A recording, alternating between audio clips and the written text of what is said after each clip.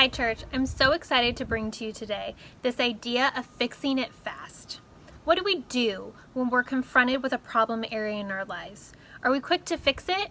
Or if it's small enough, do we kind of delay in addressing it? Recently, I learned the hard way what it's like to see a problem as small and unassuming and to wait to fix it. That small problem can often turn into something much larger. Like right now, I'm currently driving with a crack in my windshield that goes from the very bottom to the very top. How did it get like this, you may ask? The truth is, I don't know. I had a friend point it out to me the other day. Just a small break in the glass. Something so minor that I thought, you know what, I don't need to deal with this right now. But that small break, a few days later, turned into something that went halfway up my windshield, and then days after that, it reached the finish line all the way to the top. What was so small is now an actual problem.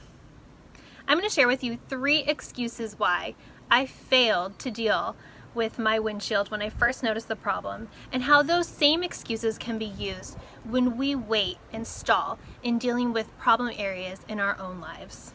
My first excuse, number 1, I just didn't think it was a big enough deal.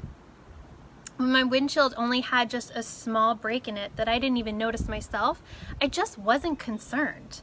But what could have probably gotten fixed very easily is now going to be a full windshield replacement, something a lot more timely and a lot more costly. And unfortunately, that can happen in our lives too, if we choose to ignore the areas that God is asking us to bring to Him for repair. So what do we do before it gets to that costly stage? Like David in Psalm 139, 23 through 24, we need to ask God, search me, know my heart, test me, know my anxious thoughts, see if there is any offensive way in me, and lead me in the way everlasting. We must be willing to ask God for help in seeing the problem, and then acknowledge the small as crucial enough to be fixed. My second excuse was, I just didn't know where to go. Having recently moved here, I didn't know who I could trust with my car. I'm used to asking my dad for questions like that. But isn't it encouraging to know that our Heavenly Father, no matter where we are, is always available, and He has all knowledge, all wisdom, and He knows the ins and outs of your situation. We don't have to worry about having a full plan of attack ready to go, mapped out in front of us, but we can go to the Lord with a humble heart and a willingness to obey. He will direct us. He is gracious, He is loving, and we can trust Him with our hearts. And my final excuse was that it was just inconvenient. I didn't want to take the time to go get my windshield fixed. Right now though, more than ever, we actually have availability.